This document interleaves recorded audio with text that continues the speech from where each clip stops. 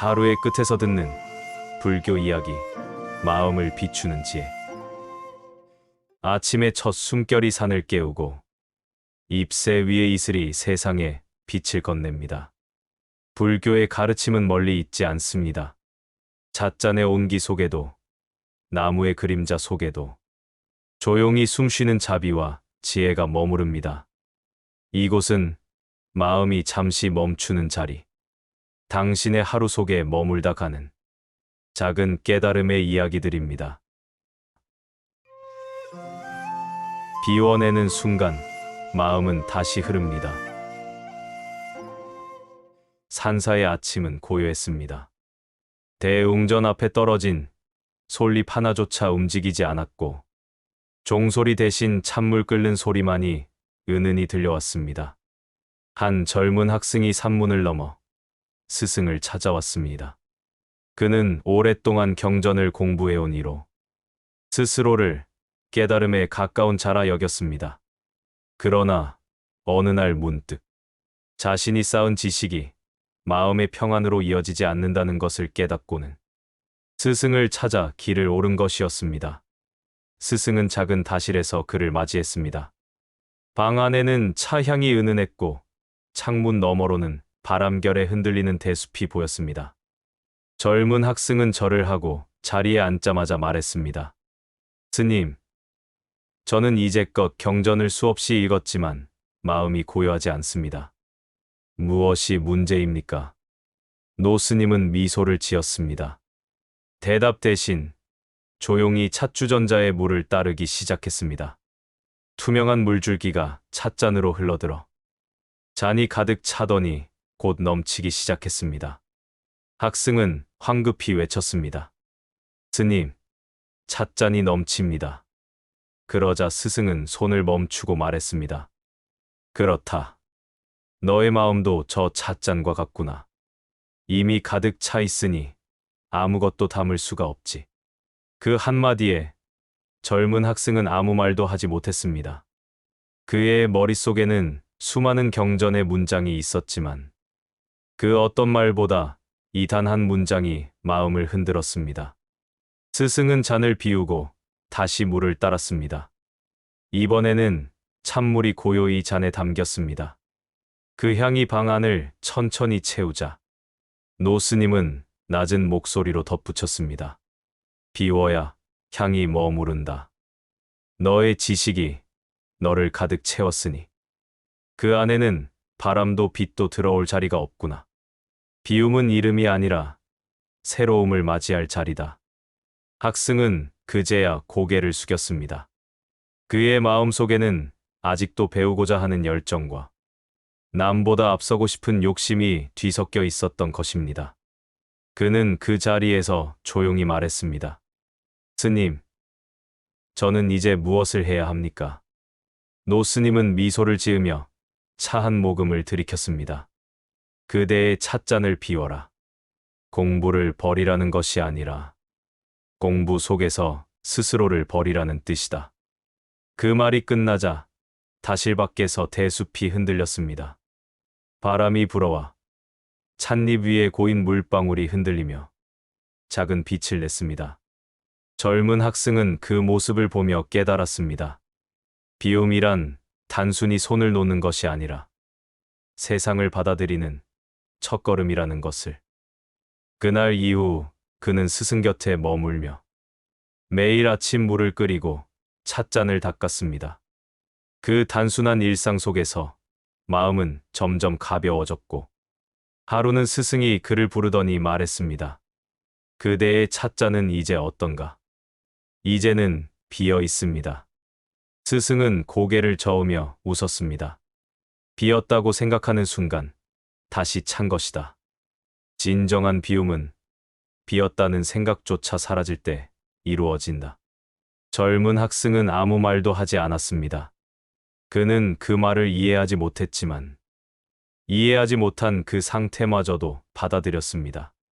그 순간 다실 밖에서 바람이 일고 차 향이 공중에 흩날리며 사라졌습니다. 그는 그 향기가 사라지는 것을 바라보며 문득 깨달았습니다. 아, 사라지는 것이 곧 머무는 것이구나. 그날 이후 그는 다시 경전을 펼쳤습니다. 하지만 그 글자들은 이제 지식이 아니라 숨결로 다가왔습니다. 모든 문장 하나하나가 그가 닦던 찻잔의 곡선처럼 비워야만 빛나는 자리를 품고 있었던 것입니다. 세월이 흘러 학승이 스승의 자리를 이어받을 때가 되었습니다. 그는 제자들을 모아놓고 오래된 다실에서 차를 따랐습니다. 그리고 스승이 했던 그 말을 그대로 전했습니다. 이 차는 마음과 닮았다. 비우면 맑고 채우면 탁하다. 차는 향으로 존재하지만 향은 찻잔이 비어야만 피어난다. 그 말을 들은 한 제자가 물었습니다. 스님, 그럼 언제 비워야 합니까? 그는 부드럽게 웃으며 말했습니다. 살아있는 동안 내내 비워야 한다. 창문 밖에는 다시 대숲이 흔들렸고 햇살이 찻잔 위로 비쳤습니다. 그 빛이 물 위에 떨어져 작은 파문을 만들었고 그 파문이 다실의 벽과 천장을 부드럽게 물들였습니다. 그는 그 빛을 바라보며 조용히 읊조렸습니다. 비움은 공허가 아니라 무한히 채워질 수 있는 자리다. 그리고 찻잔을 천천히 들었습니다. 향기로운 찬물이 그의 입술에 닿자 그의 마음에는 한 가지 생각만이 남았습니다. 깨달음은 먼 곳에 있지 않다. 지금 이 순간 비워진 나의 마음 속에서 피어난다. 그날의 햇살은 유난히 따뜻했습니다. 차향이 사라지고 고요만이 남은 다실 안에는 세상 모든 가르침이 한 문장으로 머물러 있었습니다. 비워야 채워진다. 한 번의 미소가 세상을 밝힙니다. 봄의 끝자락, 산사에는 벚꽃이 흩날리고 있었습니다. 대웅전 마당에는 한 어린 동자승이 빗자루를 들고 서 있었습니다.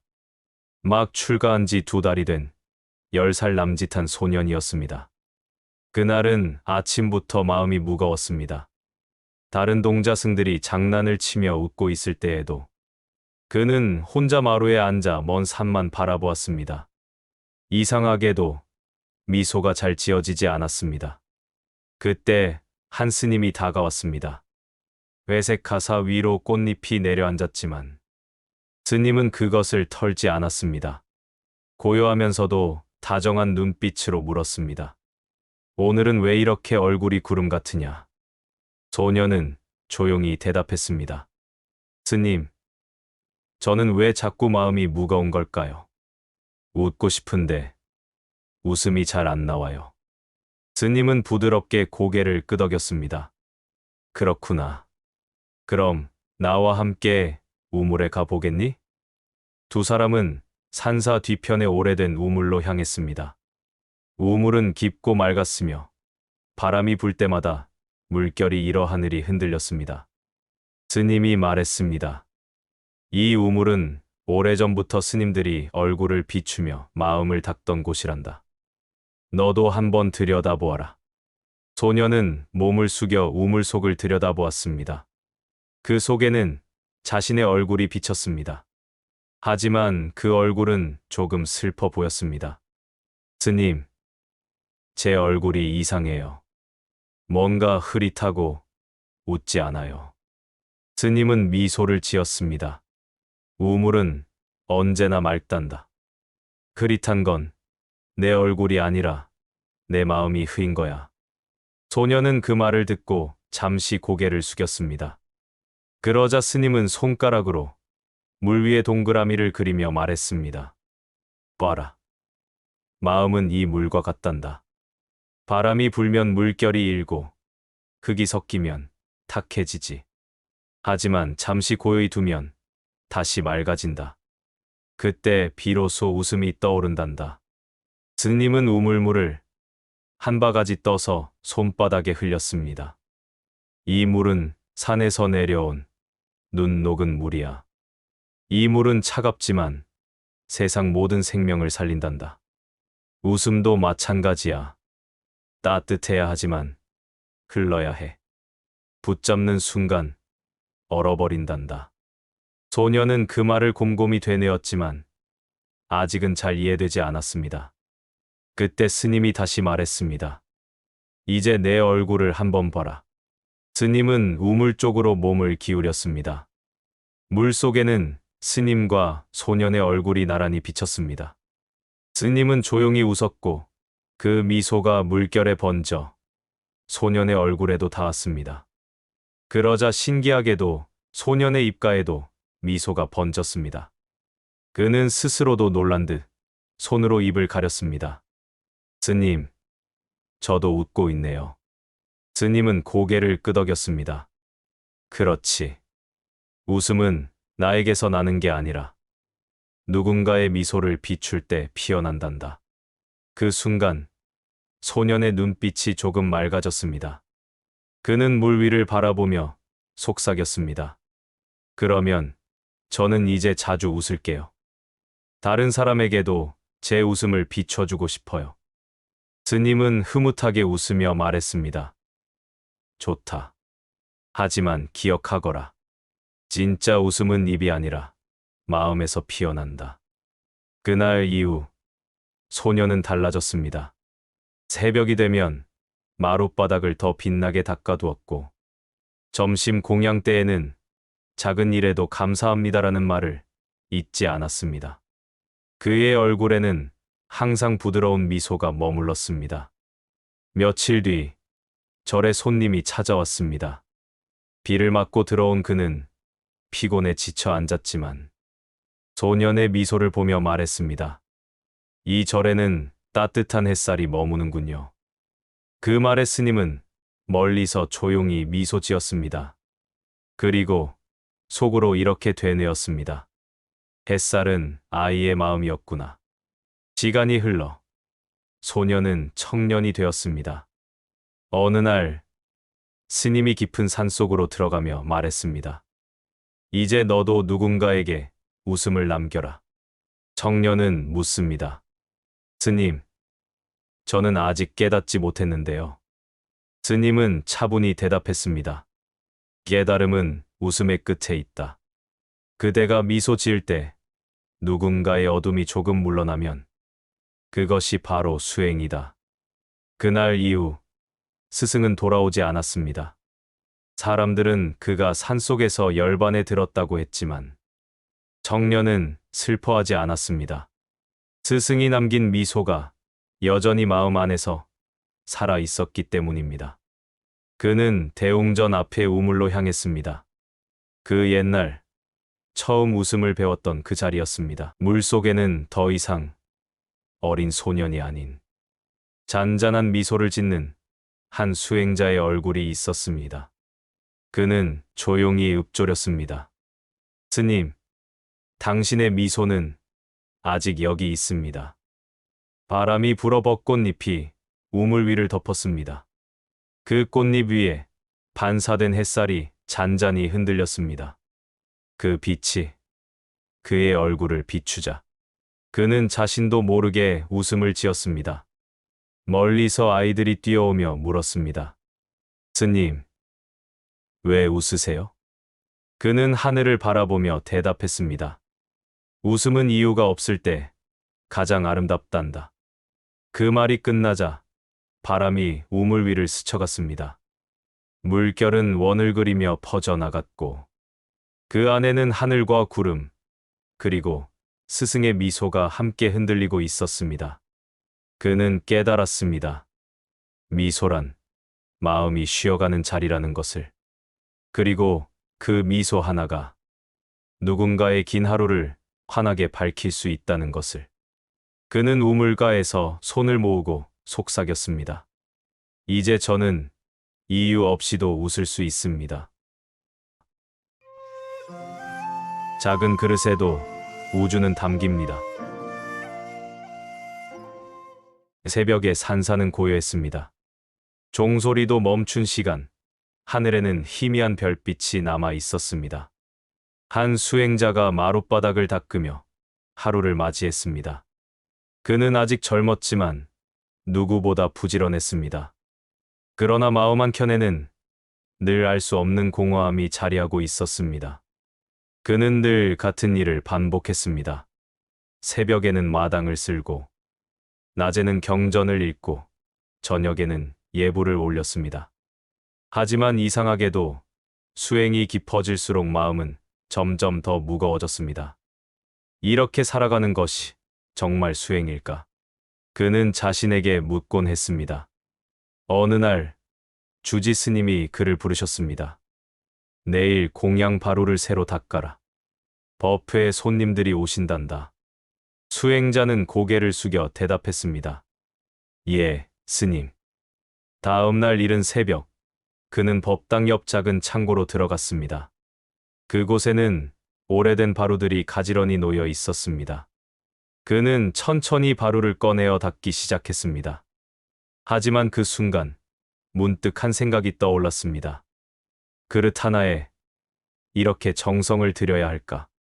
매일같이 쌀과 채소를 담는 그릇.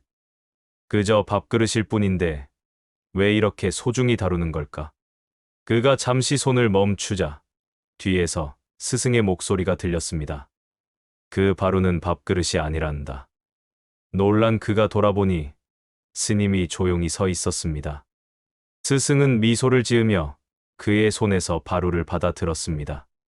그리고 햇살이 들어오는 창가로 걸어가더니 바로 안에 손바닥을 대고 말했습니다. 이 그릇은 마음을 담는 자리다. 우리는 여기에 밥을 담는 것이 아니라 세상의 은혜를 담는다. 그는 고개를 갸웃했습니다. 세상의 은혜요? 스승은 고요히 웃으며 말을 이었습니다. 바루에 담긴 한 숟가락의 밥은 수많은 손길과 인연이 모여 이루어진 것이지. 농부의 땀, 바람의 움직임, 비의 자비, 햇살의 따스함. 그 모든 것이 한 그릇 안에 함께 들어 있단다. 수행자는 그제야 바루를 다시 내려다보았습니다. 그 안은 비어 있었지만 이상하게도 무언가 가득 차 있는 듯했습니다.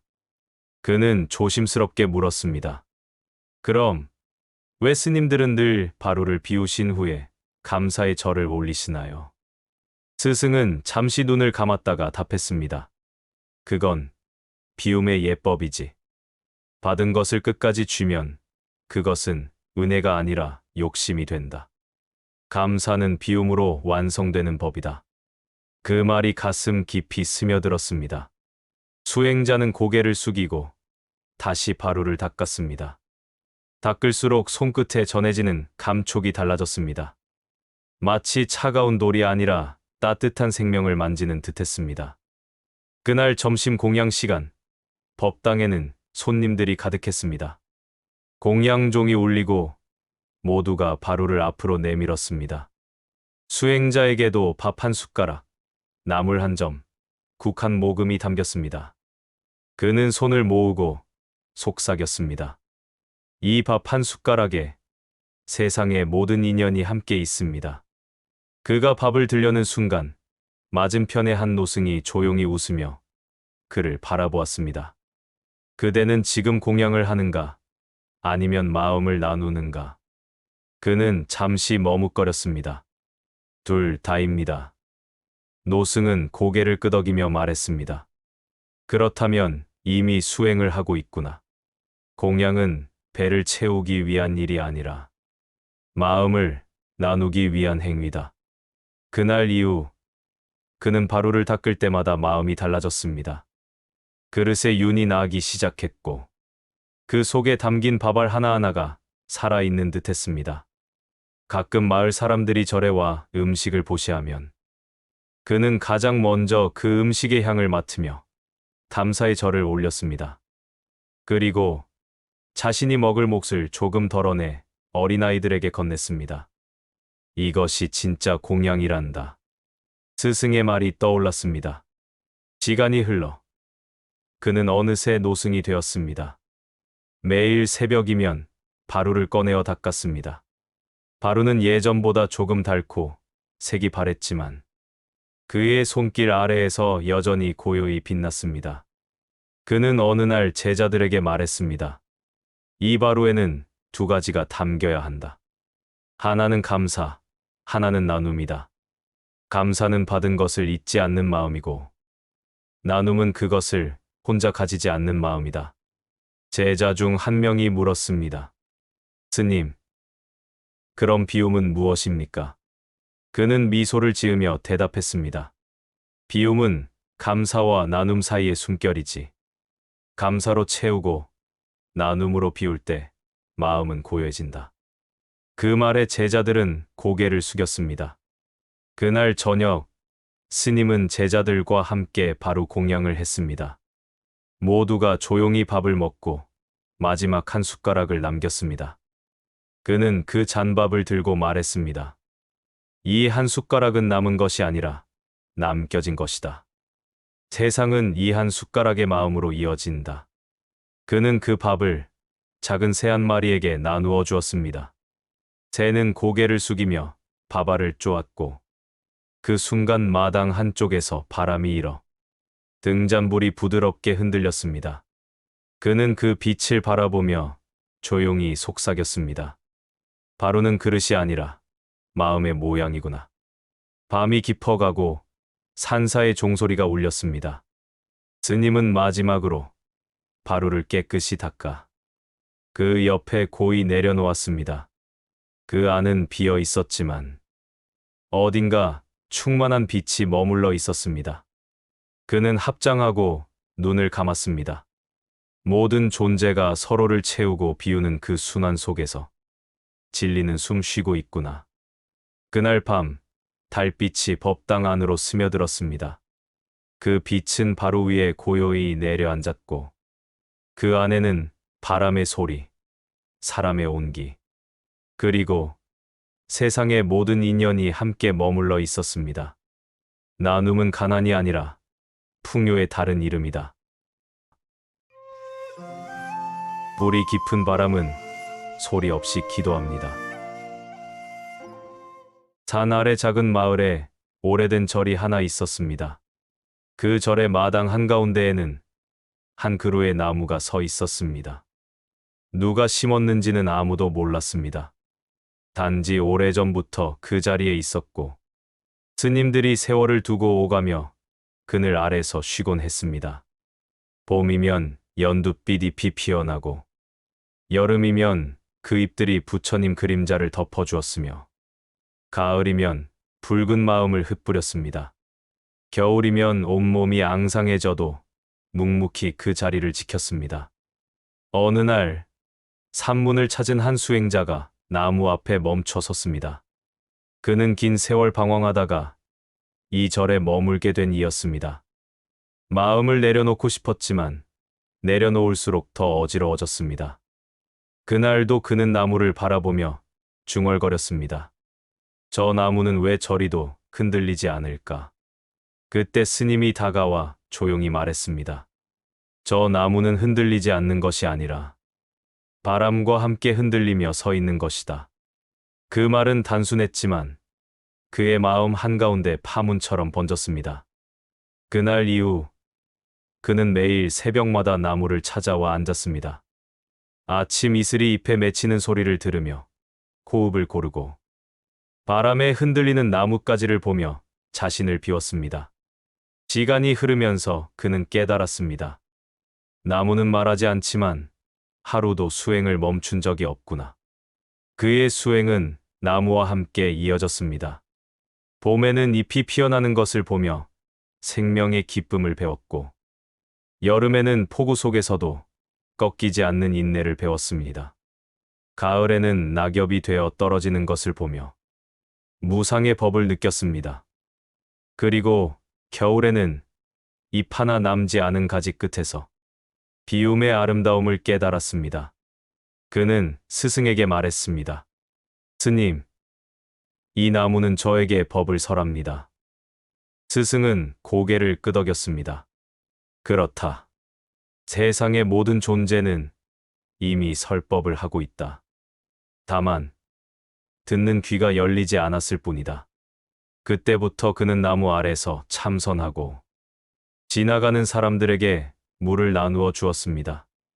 아이들이 오면 웃으며 그늘을 내주었고, 새들이 날아오면 손을 모아 조용히 연부를 했습니다.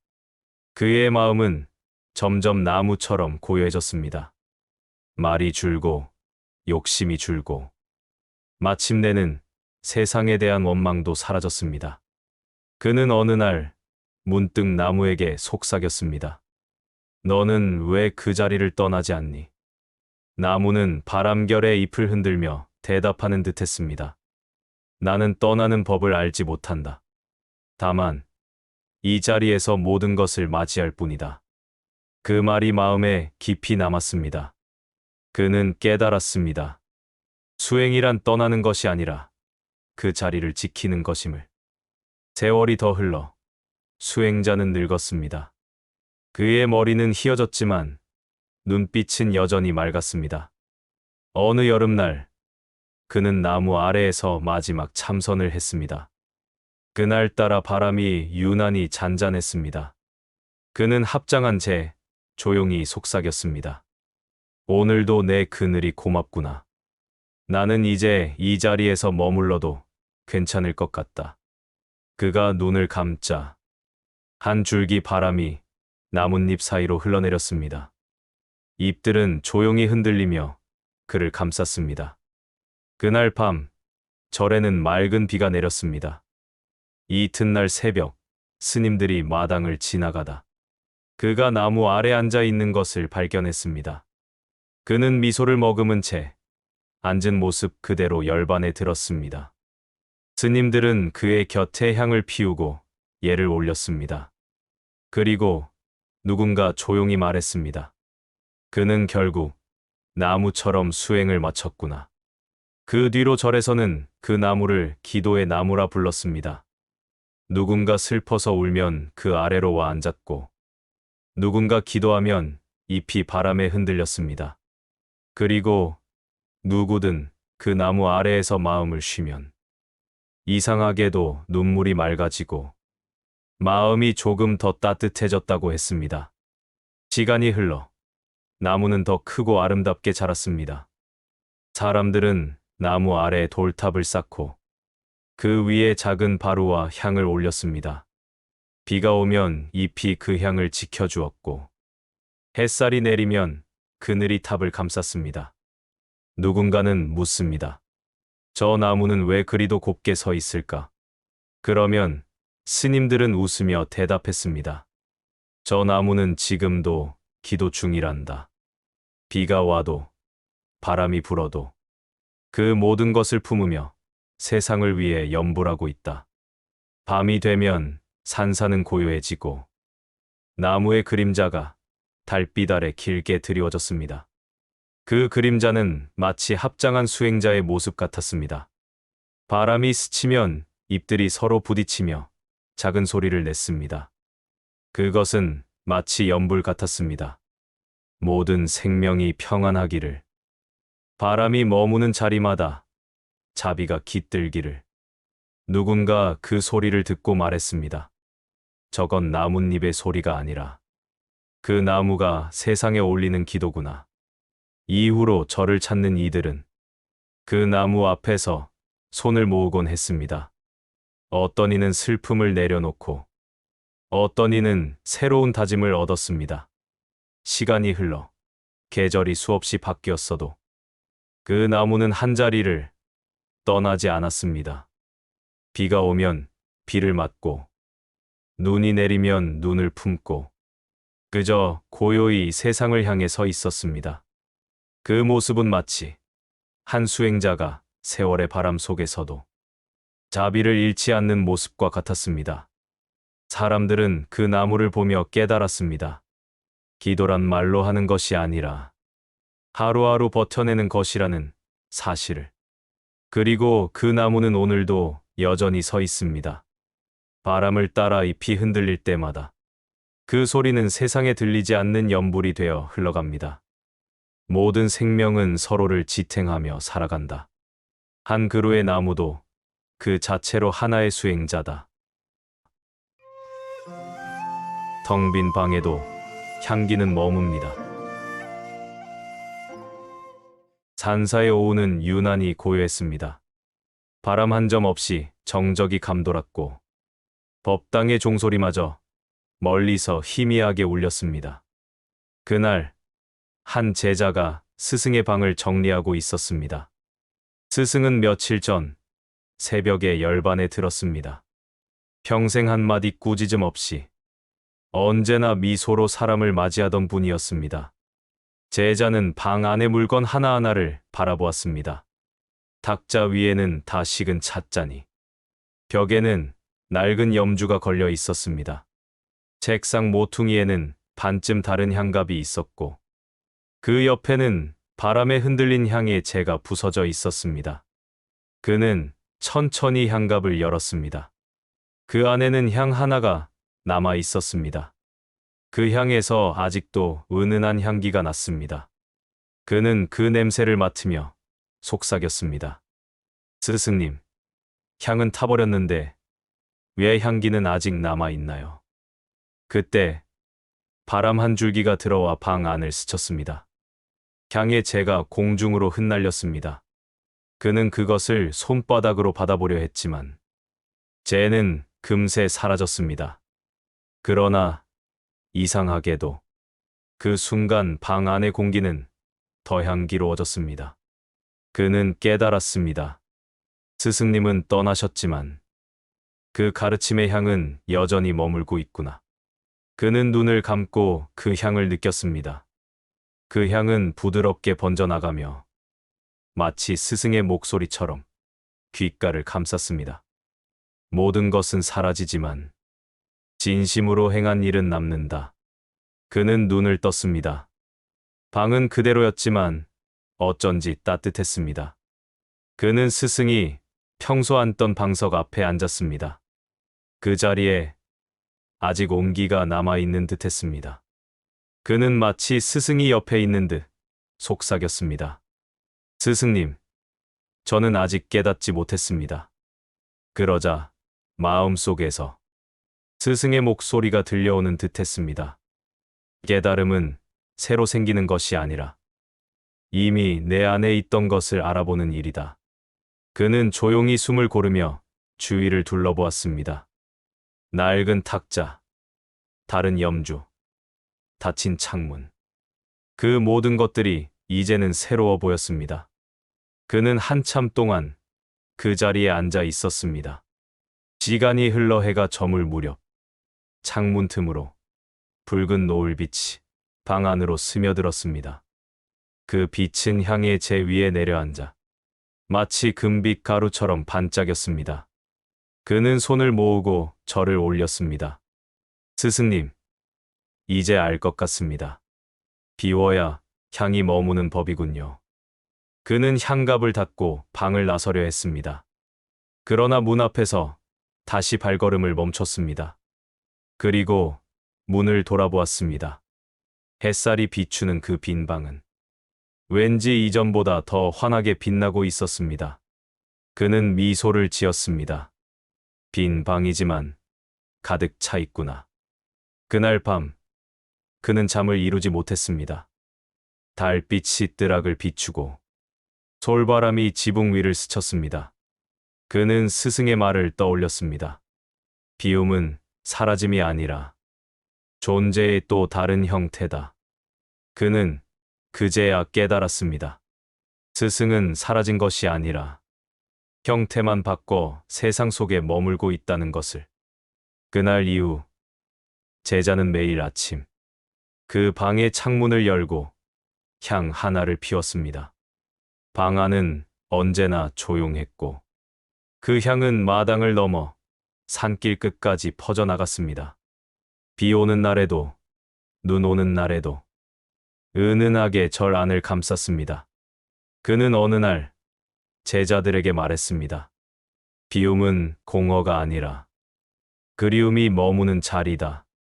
스승님은 떠나셨지만 그 향이 우리 마음을 채우고 있지 않느냐.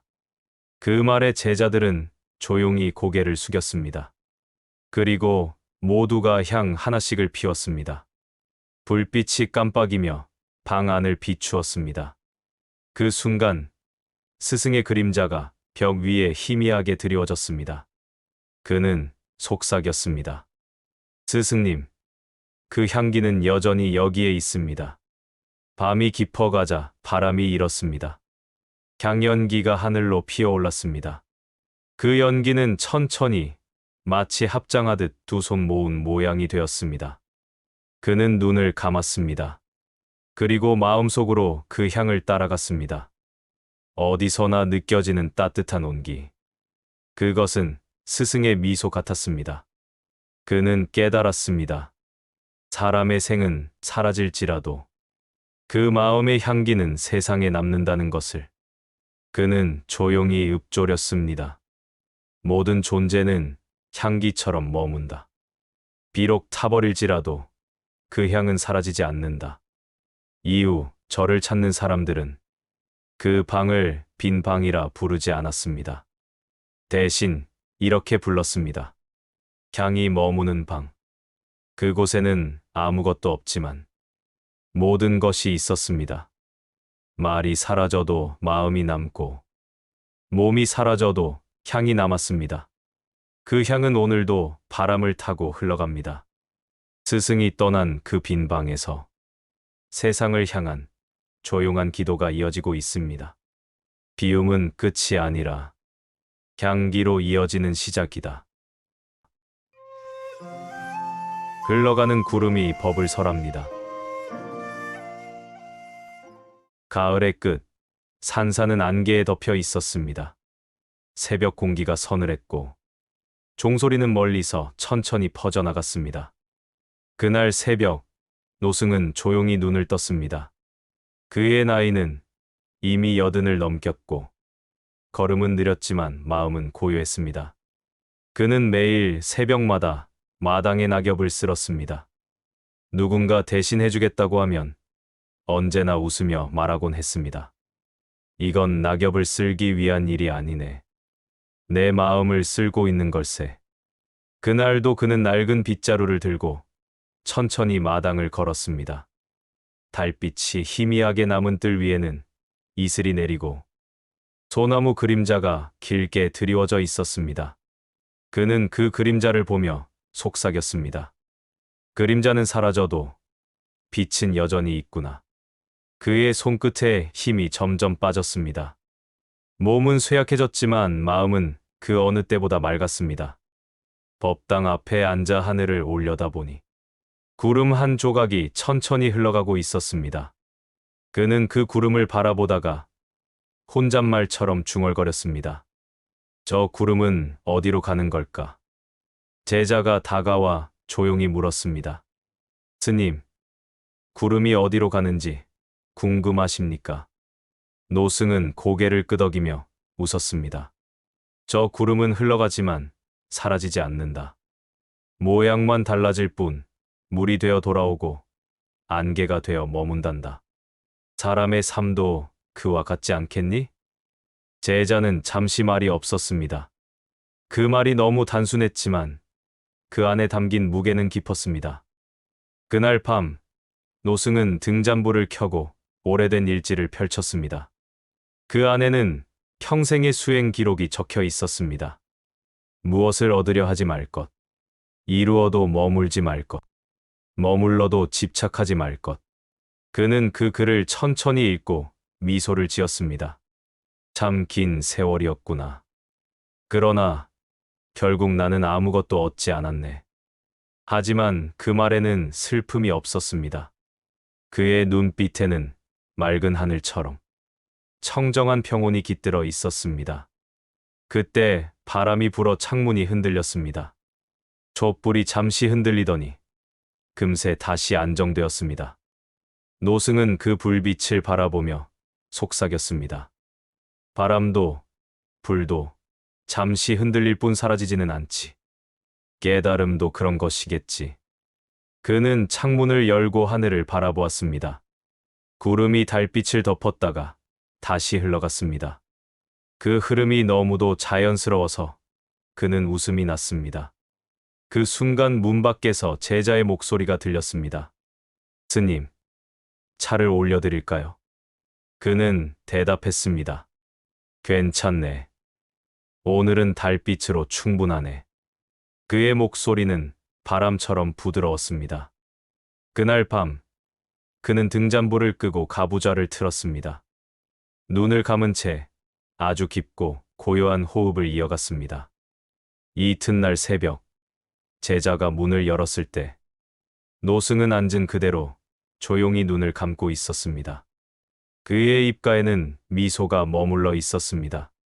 그는 마치 긴 수행 끝에 한숨을 돌린 듯 편안해 보였습니다.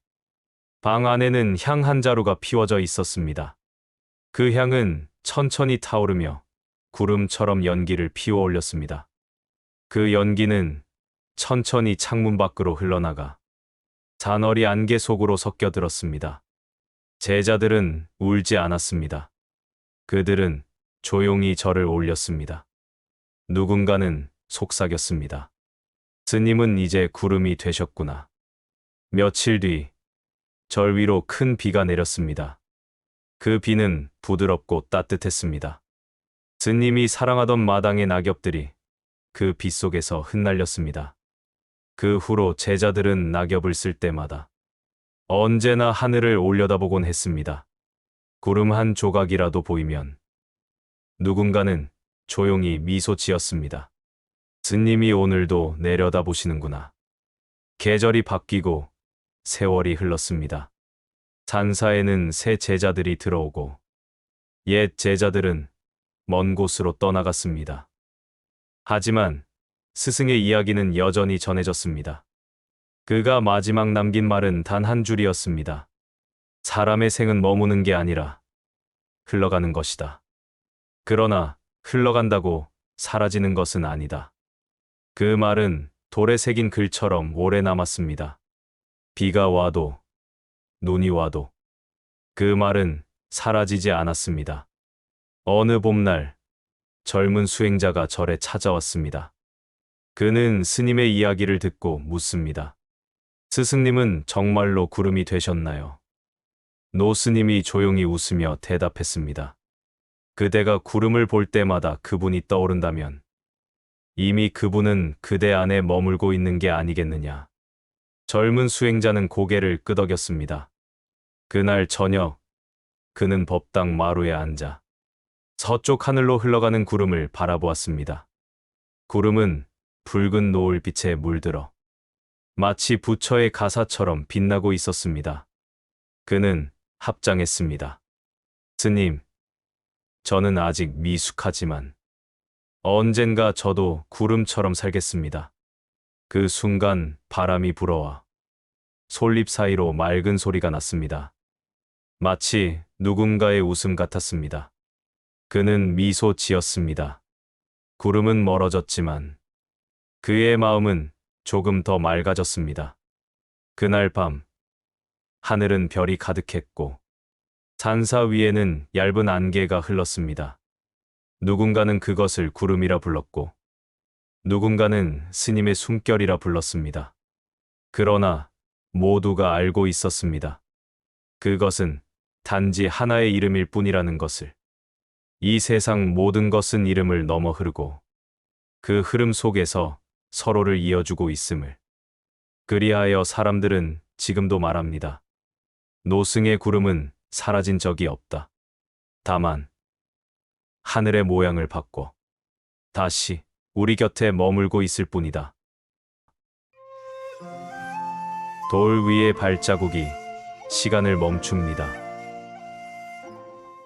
깊은 산중, 안개가 자욱한 골짜기에 작은 암자가 하나 있었습니다. 그곳은 찾아오는 이가 드물었고 바람과 새소리만이 법문을 대신했습니다. 암자 앞에는 낡은 돌계단이 있었습니다. 매일 새벽이면 그 위를 천천히 오르내리는 스님이 있었습니다. 그는 한평생을 이 산에 머물며 묵묵히 수행해온 노승이었습니다. 누구는 그를 돌같은 스님이라 불렀습니다. 말이 적고 표정이 없고 항상 같은 길을 같은 걸음으로 오르내렸기 때문이었습니다. 그러나 그에게는 이유가 있었습니다. 젊은 시절 그는 세상에 실망하고 산으로 들어왔습니다. 명예도, 사랑도, 배움도 모두 버렸습니다. 그는 오직 걷는 수행으로 마음을 다스렸습니다. 걸음이 멈추면 생각이 피어났고, 걸음을 이어가면 생각이 사라졌습니다. 그는 하루에 1000번 절하고, 산문을 오르내리며 발걸음마다 연부를 외웠습니다. 나무아미타불, 나무아미타불. 그 소리는 새벽 안개 속으로 흩어졌고, 산새들이 그 숨결을 따라 울었습니다.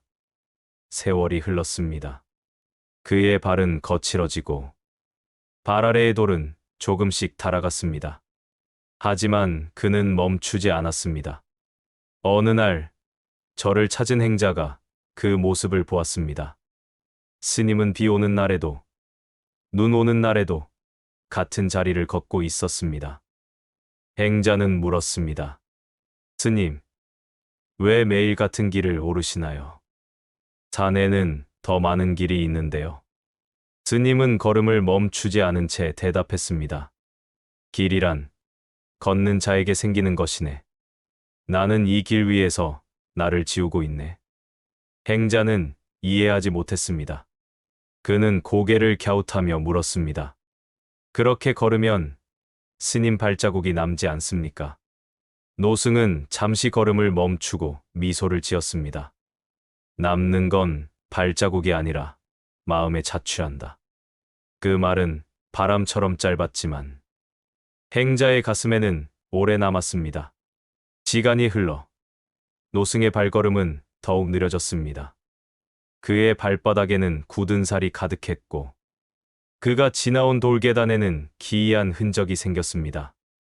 맨발로 닳아버린 돌 위에 사람의 발 모양이 새겨진 것이었습니다. 그것은 세월이 만든 수행의 흔적이었습니다. 누구는 말했습니다. 이건 부처님 발자취처럼 신비로운 표적이다. 하지만 노승은 고개를 저었습니다. 이건 신비가 아니라 습관일 뿐이네. 나도 모르게 남은 무심의 그림자라네. 그는 그 발자국 앞에 앉아 조용히 속삭였습니다. 모든 발걸음은 결국 사라진다. 그러나 그 걸음으로 얻은 고요는 남는다. 어느 해 겨울, 눈이 많이 내렸습니다. 스님은 여느 때처럼 돌계단을 오르다가 숨이 거칠어져 잠시 걸음을 멈췄습니다. 하얀 눈이 그의 어깨에 내려앉았습니다. 그는 천천히 숨을 고르며 미소를 지었습니다. 그날 저녁, 제자가 스님을 찾았을 때 그는 돌계단 맨 위에 앉아 있었습니다. 눈발이 흩날리는 그 자리에서 그의 몸은 이미 차가웠지만 표정은 평화로웠습니다. 그는 떠나는 순간까지 말 한마디 남기지 않았습니다. 다만 그의 발자국이 여전히 남아 있었습니다. 눈이 덮여도 바람이 불어도 그 자리는 희미하게 윤곽이 남았습니다. 사람들은 그 돌을 수행의 바위라 불렀습니다. 비가 오면 물이 고이고 햇살이 비치면 발자국 속에서 이끼가 피어났습니다. 시간이 지나도 그 모양은 지워지지 않았습니다. 어느 날, 한 젊은 스님이 그 돌계단을 찾아왔습니다. 그는 조용히 그 발자국 위에 자신의 발을 올려보았습니다. 신기하게도 발이 꼭 맞았습니다. 그는 가만히 눈을 감았습니다. 그 순간, 마음속에서 오래된 목소리가 들려오는 듯했습니다. 길은 걷는 자의 마음속에 있다. 그는 눈을 떴습니다. 발밑의 돌이 따뜻하게 느껴졌습니다. 그는 합장하며 속삭였습니다. 스님, 저는 이제부터 이 길을 걷겠습니다. 그날 이후 그는 매일 아침 그 길을 올랐습니다. 비가 와도 눈이 와도 그는 묵묵히 같은 길을 걸었습니다. 그의 발자국은 노승의 흔적 위로 이어졌습니다. 그리고 어느 순간 그는 깨달았습니다. 수행이란 새로운 길을 찾는 게 아니라 마음을 따라 걸음을 잇는 것이다. 세월이 다시 흘러 노승의 이름은 잊혔지만 그 발자국은 여전히 그 자리에 남아 있었습니다. 봄이면 물이 고이고 여름엔 풀이 자라며 가을엔 낙엽이 덮이고 겨울엔 눈이 쌓였습니다. 그러나 계절이 바뀔 때마다 그 돌 위에서는 언제나 한 가지 향기가 났습니다. 그것은 흙과 이끼, 그리고 세월의 냄새였습니다. 그 길을 오르던 이들은 돌계단에서 종종 걸음을 멈추곤 했습니다. 누군가는 눈을 감고 염불을 했고, 누군가는 조용히 눈물을 흘렸습니다. 그들은 깨달았습니다. 진짜 수행은 말이 아니라 걸음으로 남는 것이다. 지금도 산속에는 그 돌이 남아 있습니다. 오랜 세월의 비와 바람이 그 위를 스쳐갔지만 그 발자국은 여전히 희미하게 빛납니다. 햇살이 비치면 그 안이 반짝이고 달빛이 비치면 그림자처럼 고요해집니다. 그 자리는 아무 말도 하지 않지만 그 자체로 하나의 가르침이 되었습니다. 발자국은 사라지지만 그 걸음의 마음은 세상에 남는다. 그 돌 위에는 오늘도 또 다른 수행자가 발을 올립니다. 그리고 조용히 한 발 한 발 내딛습니다. 그의 걸음은 아무 소리도 없지만 그 고요함 속에서 세상은 조금 더 평화로워집니다. 보이지 않아도 마음은 전해집니다. 새벽이 막 열리는 시간. 산사에는 고요가 가득했습니다. 종소리도 아직 울리지 않았고 솔잎 사이로 이슬이 맺혀 있었습니다. 그때 먼 산자락에서 한 줄기 바람이 불어왔습니다. 바람은 법당 처마를 스치고 마당의 돌등을 지나 스님의 발목을 감쌌습니다. 스님은 마루를 쓸던 빗자루를 멈추고 그 바람의 결을 느꼈습니다. 그는 미소 지으며 속삭였습니다. 오늘도 먼저 공양하러 오셨군요. 스님은 매일 새벽마다 바람에게 공양을 올렸습니다. 음식이 아니라 마음으로 올리는 공양이었습니다. 그는 늘 말했습니다. 보이지 않아도 함께 살아가는 이들에게 감사를 전해야 한다. 제자들이 물었습니다. 스님, 바람에게도 공양을 드리나요? 그건 잡히지도 머물지도 않는데요. 스님은 웃으며 대답했습니다. 그렇다. 바람은 형체가 없지만 그대들이 숨 쉴 수 있게 하는 것이 바람이니라. 보이지 않는 은혜일수록 더 깊이 감사해야 한단다. 그는 두 손을 모으고 향을 피웠습니다. 향의 연기가 일어나 하늘로 흘러올랐습니다. 그 연기 위로 바람이 조용히 지나갔습니다. 향연기가 바람결에 따라 춤추듯 흩어졌습니다. 스님은 그 모습을 바라보며 속삭였습니다.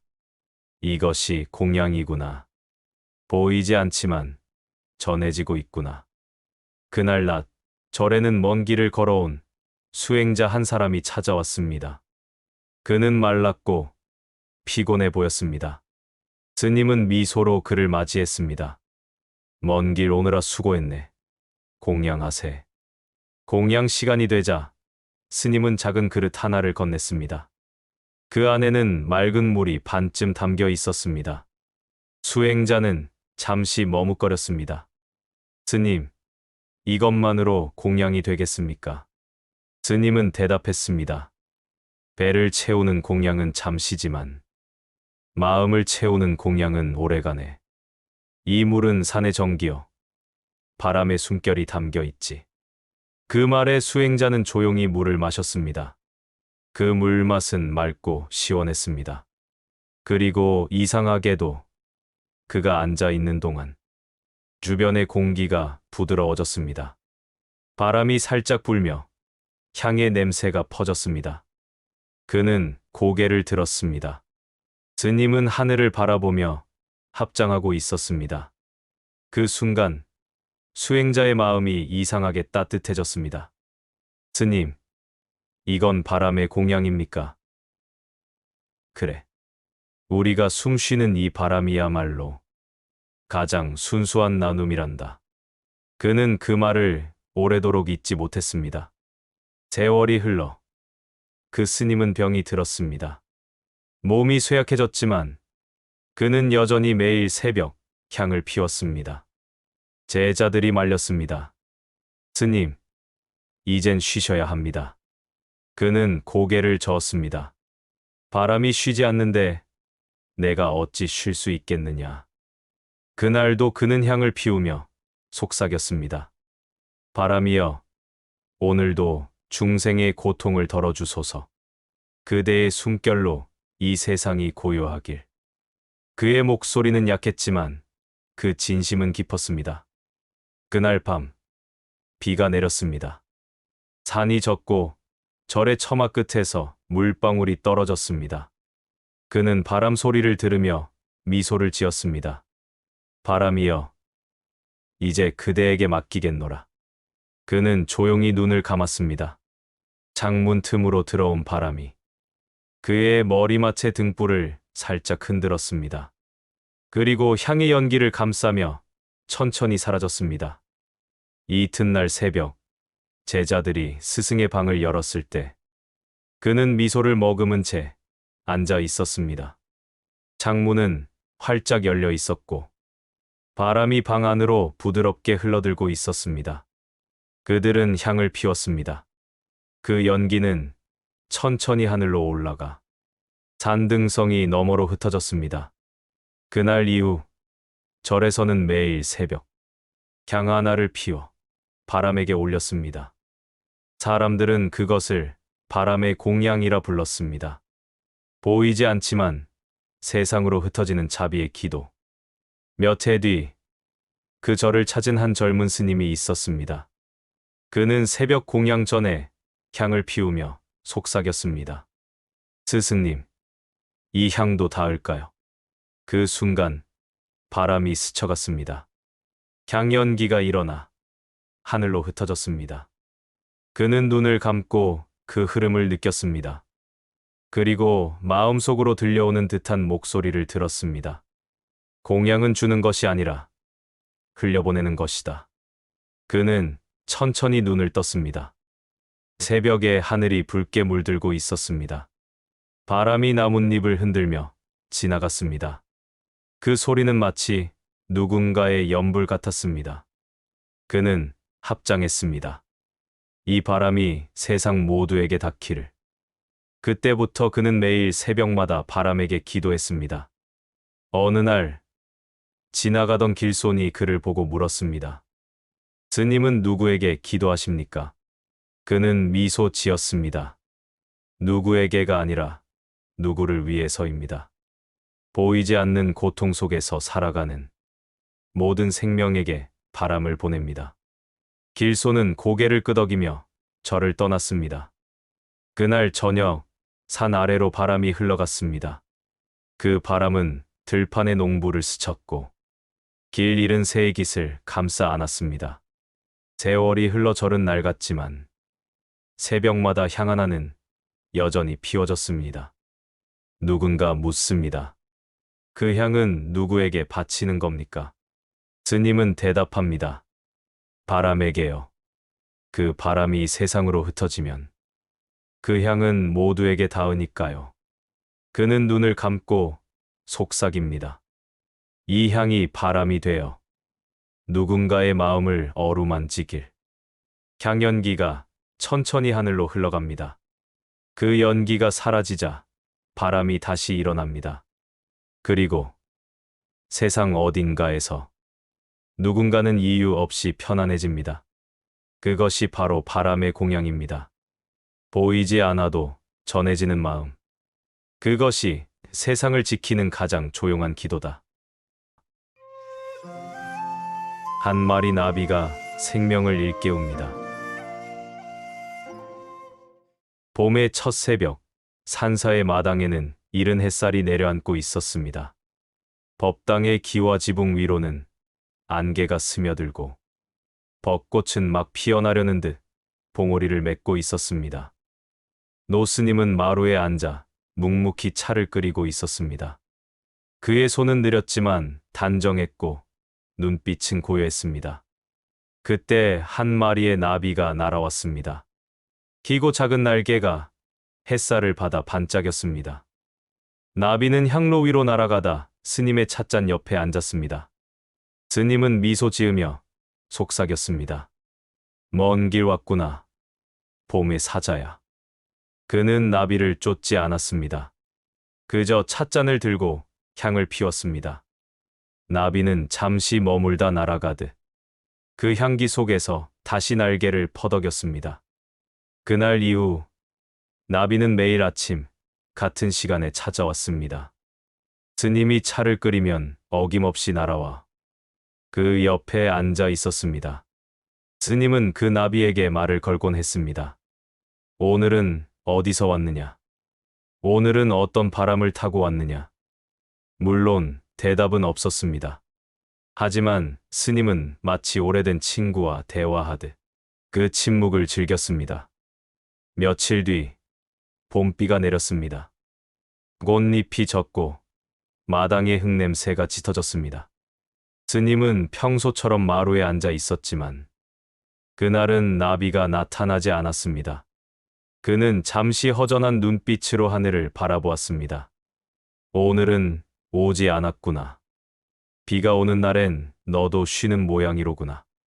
그날 밤 비는 멎었습니다. 새벽녘이 되자 그는 마당으로 나갔습니다. 그리고 그곳에서 조용히 숨이 멎은 나비 한 마리를 발견했습니다. 젖은 흙 위에 나비는 마치 잠든 듯 누워 있었습니다. 스님은 조심스레 두 손으로 그 나비를 들어 올렸습니다. 이제는 바람이 되어 떠나는구나. 그는 나비를 작은 연못가로 데려가 꽃잎 한 장 위에 올려두었습니다. 꽃잎은 물 위에서 천천히 흔들렸고 그 위에 나비의 몸이 고요히 떠 있었습니다. 스님은 합장했습니다. 이 생이 짧았더라도 그대의 날갯짓은 세상을 아름답게 했느니라. 그는 나비를 향해 향 하나를 피웠습니다. 향연기가 바람을 타고 물 위로 흘러가며 나비를 감싸 안았습니다. 그 순간 스님의 마음 속에 묘한 평화가 스며들었습니다. 그는 속삭였습니다. 생명은 짧지만 자비는 길구나. 그날 이후 스님은 매일 아침 차를 끓일 때마다 그 나비를 떠올렸습니다. 그는 나비를 향해 차 한 잔을 더 따랐습니다. 이건 오늘도 너를 위한 공양이니라. 시간이 흘러 여름이 되었습니다. 법당 앞 연못에는 연꽃이 피었고 그 위로 수많은 나비가 날아들었습니다. 스님은 그 모습을 바라보며 미소 지었습니다. 그때 한 제자가 다가와 물었습니다. 스님, 요즘 왜 늘 나비를 보십니까? 스님은 대답했습니다. 저 나비들은 내게 법을 설하고 있단다. 태어나고 머물고 사라지는 그 모든 순간이 곧 법이네. 저 나비들이 나에게 가르쳐 준 건 삶이 머물러 있지 않다는 사실이네. 제자는 잠시 말이 없었습니다. 그러자 스님이 덧붙였습니다. 우리는 모두 날개를 가진 존재야. 다만 아직 날고 있지 않을 뿐이지. 그 말은 제자의 마음에 깊이 남았습니다. 그날 밤 제자는 법당 앞을 지나가다 문득 멈춰 섰습니다. 등불 주위로 한 마리 나비가 날고 있었습니다. 그는 속삭였습니다. 스님이 말씀하신 그 나비일까? 그 순간 바람이 불어 등불이 흔들렸습니다. 나비는 그 빛을 따라 회전하더니 곧 어둠 속으로 사라졌습니다. 제자는 합장했습니다. 부디 다시 돌아오소서. 그로부터 수년이 지났습니다. 스님은 이제 늙고 걸음이 느려졌습니다. 그는 어느 여름날 다시 연못가에 앉았습니다. 연꽃이 만개해 있었고 바람이 잔잔히 불었습니다. 그는 속삭였습니다. 이제 나도 떠날 때가 되었구나. 그때 한 마리 나비가 연꽃 위에 앉았습니다. 노스님은 미소를 지었습니다. 왔구나. 오래 기다렸다. 그는 조용히 눈을 감았습니다. 나비가 그의 어깨에 내려앉았습니다. 그 순간 한 줄기 바람이 불어 연꽃잎들이 살짝 흔들렸습니다. 스님은 마지막 숨을 내쉬며 속삭였습니다. 모든 생명은 다시 꽃으로, 다시 바람으로, 다시 나비로 태어나는구나.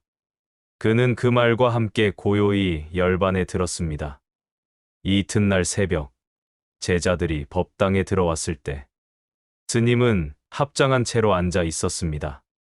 그의 어깨 위에는 나비 한 마리가 앉아 있었습니다.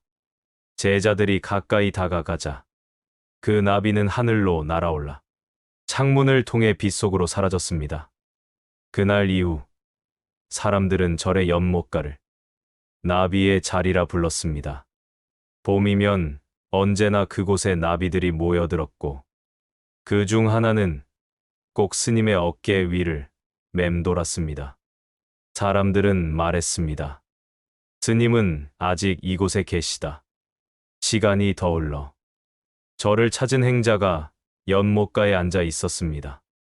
그는 무심코 손을 내밀었고 한 마리 나비가 그 손끝에 내려앉았습니다. 그 순간 그는 설명할 수 없는 평화를 느꼈습니다. 그는 스님이 남긴 돌비문을 발견했습니다. 그 위에는 이렇게 새겨져 있었습니다. 생명은 사라지지 않는다. 다만 형태를 바꿀 뿐이다. 그는 고개를 숙여 합장했습니다. 그리고 속삭였습니다. 스님, 이제 알 것 같습니다. 당신의 자비는 나비의 날개에 실려 아직도 이 세상을 돌고 있군요. 그때 바람이 불었습니다. 연못 위에 연꽃잎이 흩날렸고 나비들이 그 속에서 춤추듯 날았습니다.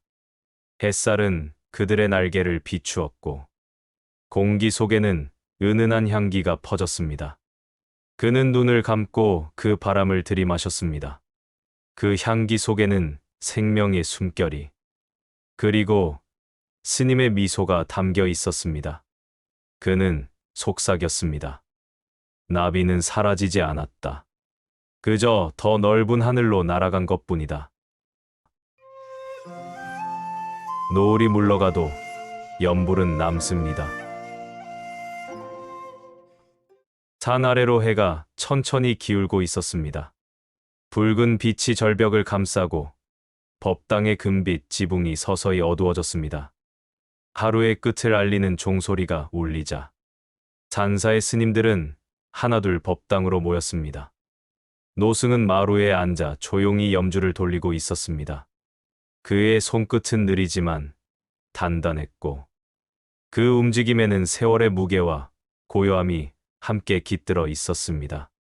그의 눈빛은 노을을 바라보고 있었고 노을 속에는 생과 죽음, 시작과 끝이 모두 녹아 있는 듯했습니다. 그날 저녁 어린 동자승 하나가 그 옆으로 다가왔습니다. 소녀는 묻습니다. 스님, 왜 해가 질 때마다 연불을 하시나요? 노승은 잠시 눈을 감았다가 대답했습니다. 노을은 세상 모든 색이 하나로 섞이는 시간이네. 그때 부르는 연불은 사라지는 것들에게 인사를 하는 숨결이란다. 떠나는 빛에게, 쓰러지는 바람에게, 그리고 오늘의 나에게도. 그는 다시 연불을 시작했습니다. 나무아미타불, 나무아미타불. 그 소리는 낮게 울리며 산허리를 타고 흘러내렸습니다. 바람이 멈추고 새들도 울음을 멈췄습니다. 마치 온 세상이 그 소리에 귀를 기울이는 듯했습니다. 소녀는 그 옆에 앉아 가만히 들었습니다.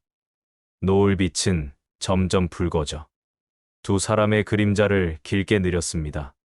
스님, 연불은 왜 그리도 같은 말을 반복하나요? 그건 반복이 아니란다. 마음의 먼지를 닦는 숨결이지. 소녀는 그 말을 곱씹었습니다. 그는 잠시 눈을 감고 노승의 호흡과 함께 연불을 따라했습니다. 나무아미타불. 그 순간 그의 마음속에서도 작은 파문이 일었습니다. 지나간 일들, 억울했던 기억, 두려움 같은 것들이 조용히 가라앉는 느낌이었습니다. 노승은 미소를 지었습니다. 연불은 마음을 씻는 물이다. 너도 언젠가 알게 될 게다. 말이 아니라 그 침묵 속에서 들리는 소리를. 그날 밤 노을이 완전히 사라진 뒤에도 그들의 연불은 한참 동안 이어졌습니다. 별이 뜨고 달이 오를 때까지. 그 소리는 바람과 함께 절벽을 넘어 멀리 퍼졌습니다. 시간이 흘러 계절이 바뀌었습니다. 봄이 지나고 여름이 와도 노승은 변함없이 노을 질 무렵 마루에 앉았습니다. 그는 언제나 같은 자세로 염주를 돌리고 같은 연불을 읊조렸습니다. 하지만 어느 날부터인가 그의 목소리가 조금씩 약해졌습니다. 제자들은 걱정스러운 눈빛으로 물었습니다. 스님, 이제 쉬셔야 하지 않겠습니까? 그는 고개를 저었습니다. 나는 쉬는 법을 모른다. 노을은 오늘도 지는데 그 빛을 배웅해야 하지 않겠느냐. 그날도 그는 노을 앞에 앉아 연불을 시작했습니다. 그의 목소리는 바람보다 약했고 마치 노을의 한 조각처럼 흩어질 듯 미세했습니다. 그때 산 아래에서 종소리가 울렸습니다. 그 소리는 마치 대답처럼 멀리서 돌아왔습니다. 스님은 그 소리에 미소를 지었습니다. 들리느냐, 세상이 함께 연불하고 있구나. 그는 천천히 눈을 감았습니다. 입술이 마지막으로 움직였습니다. 나무와 미타불. 그 소리가 바람에 실려 산 아래로 내려갔을 때 하늘은 온통 붉은 빛으로 물들어 있었습니다. 그리고 구름 사이로 한 줄기 황금빛이 내려왔습니다. 마치 부처의 손길이 세상을 어루만지는 듯했습니다. 그 후로도 절에서는 매일 저녁 노을 질 때마다 종을 울렸습니다. 사람들은 그 시간을 연불의 시간이라 불렀습니다. 바람이 불면 연불이 들리고 노을이 질 때면 그 소리가 더욱 깊게 퍼졌습니다. 어느 날 어린 동자승이 물었습니다. 스님, 연불은 부처님께 들려드리는 건가요? 새로운 주지 스님이 대답했습니다. 그건 세상 모든 존재에게 들려주는 인사란다. 소녀는 눈을 반짝이며 물었습니다. 그럼 노을이 질 때마다 스승님이 들으실까요? 스님은 고개를 끄덕였습니다. 노을이 지는 한 그분의 연불은 계속되고 있을 게다. 그날 저녁 하늘은 유난히 붉었습니다. 법당의 창문으로 들어온 빛이 부처님 얼굴에 내려앉았습니다. 그 얼굴은 미소를 띠고 있었습니다. 바람이 불어와 종이 울렸습니다. 그 소리와 함께 연불이 다시 시작되었습니다. 나무와 미타불, 나무와 미타불. 그 소리는 점점 멀어졌다가 다시 노을과 함께 되돌아왔습니다. 산도, 나무도, 새도 모두가 그 소리에 호흡을 맞췄습니다. 누군가는 말했습니다. 노을이 붉은 이유는 세상의 모든 연불이 그 안에 스며 있기 때문이다. 세월이 흘러 절은 여러 번 중수되었고 사람들의 얼굴도 바뀌었습니다. 그러나 매일 저녁 노을이 지면 그곳에서는 여전히 종소리가 울렸습니다. 그 소리를 들은 사람들은 하루의 무게를 내려놓고 손을 모아 조용히 눈을 감았습니다. 바람이 그들의 머리카락을 스쳤습니다. 누군가는 그 바람을 스님의 숨결이라 불렀습니다. 그리고 그 순간 노을이 산 너머로 천천히 사라졌습니다. 그러나 그 빛은 완전히 꺼지지 않았습니다. 구름 사이에 남은 붉은 줄기가 마치 연불의 마지막 음처럼 세상에 잔잔히 울려 퍼지고 있었습니다. 모든 것은 사라지지만 그 마음의 소리는 남는다. 그날의 연불은 그렇게 또 하나의 노을이 되어 하늘로 흘러갔습니다. 오늘 우리가 들은 10가지 이야기는 모양도 다르고 머무는 자리도 달랐지만 모두 하나의 마음으로 이어져 있었습니다. 비우면 채워지고 나누면 더 풍요로워지고 흩어져도 다시 이어지는 것이 세상의 숨결임을 알려줍니다. 잠시 스쳐간 미소 한 번, 작은 바람 한 줄기, 돌 위의 발자국 하나까지도 우리 삶을 조용히 밝혀주는 인연이 됩니다. 하루가 저물어도 빛은 남고 누군가 떠난 자리에도 온기는 사라지지 않습니다. 오늘 밤 당신의 마음에도 그 작은 온기 하나가 고요히 머물기를 바랍니다.